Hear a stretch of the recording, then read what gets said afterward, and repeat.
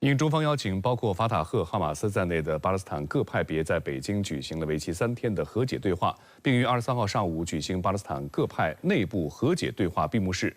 中共中央政治局委员、外交部长王毅出席并见证巴勒斯坦14个派别共同签署关于结束分裂、加强巴勒斯坦民族团结的北京宣言。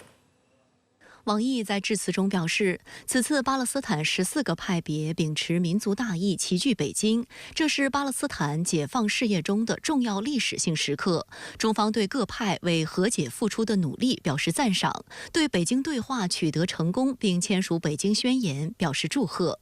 王毅指出，这次巴勒斯坦各派齐聚北京对话，达成的最重要共识是实现14个派别的大和解、大团结。最核心成果是明确巴解组织是所有巴勒斯坦人民的唯一合法代表。最突出亮点是同意围绕加沙战后治理，组建临时民族和解政府。最强烈呼吁是要根据联合国有关决议，实现巴勒斯坦真正的独立建国。王毅表示，巴勒斯坦问题是中东问题的核心，中方在巴勒斯坦问题上从没有任何私利，是最早承认巴勒斯坦解放组织和巴勒斯坦国的国家之一，始终坚定支持巴勒斯坦人民恢复民族合法权利。我们看重的是道义，主张的是公正。法塔赫代表团团长阿鲁勒、哈马斯代表团团长穆萨代表巴勒斯坦各派分别致辞，高度赞赏中方展现大国担当，在国际社会为巴勒斯坦主持公道正义，对中方为巴内部和解对话提供的有力支持深表谢意，将落实好此次共识，加强各派团结，推进和解进程，推动巴勒斯坦问题早日得到解决。外交部发言人毛宁在23号的例行记者会上介绍，王毅外长在致辞中针对当前加沙冲突困境提出3步走中方倡议。第一步是推动加沙地带尽快实现全面、持久、可持续停火，确保人道援助和救援顺畅准入。第二步是秉持8人治8原则，携手推进加沙战后治理。第三步是推动巴勒斯坦成为联合国正式会员国，并着手落实2国方案。3步走环环相扣，缺一不可。发言人毛宁发布的消息看来，超乎1周前外界预料的是，对话不仅仅是哈马斯和法塔赫两方，而是巴勒斯坦14个派别的高级代表。会谈也不是2天，而是进行了3天。可以想见，无论是规模还是深度，中方促成的这一对话都大大超过了国际预期。有观察指出，1年前正是在中国斡旋之下，伊朗和沙特实现了历史性和解。如今在中国的努力下，哈马斯和法塔赫关系也取得历史性突破。深圳卫视注意到，在此次会谈开始前，法塔赫中央委员会委员阿扎姆·艾哈迈德向土耳其阿纳多卢通讯社表示，法塔赫将以开放的心态参加在中国举行的会议，并认真考虑结束分裂。哈马斯政治局成员胡萨姆·巴德兰则表示，哈马斯以积极的精神和爱国责任接受中方邀请，因为他们渴望实现民族团结。沙特官方电视台就评论说，中国的这一外交举动无论成功与否，都展现了中国作为安理会常任理事国的责任与担当，值得敬佩。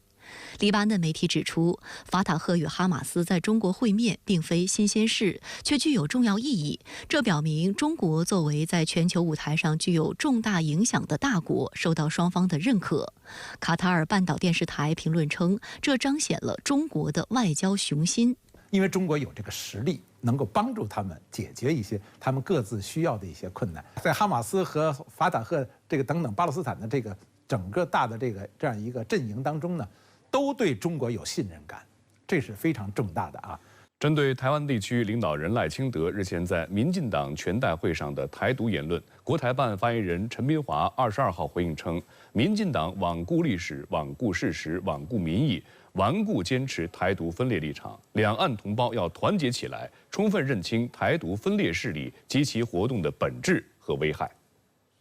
针对赖清德21号出席民进党全代会时大放厥词，国台办发言人陈斌华表示，赖清德再次暴露了其顽固坚持台独立场、实施台独分裂活动的本来面目。陈斌华指出，台湾是中国的一部分，虽然两岸尚未统一，但中国的主权和领土完整从未分割，也绝不允许分割。台湾从来就不是一个国家，也不可能成为一个国家。陈斌华表示，民进党罔顾历史、罔顾事实、罔顾民意，顽固坚持台独分裂立场，拒不接受一个中国原则，推行去中国化，渐进台独，欺骗台湾民众，煽动仇视大陆，阻挠破坏两岸交流合作和融合发展，导致两岸关系紧张，危害台海和平稳定，损害两岸同胞利益。台湾是中国不可分割的一部分，这是铁一般的事实。不是赖清德想怎么歪曲解释就可以歪曲解释的。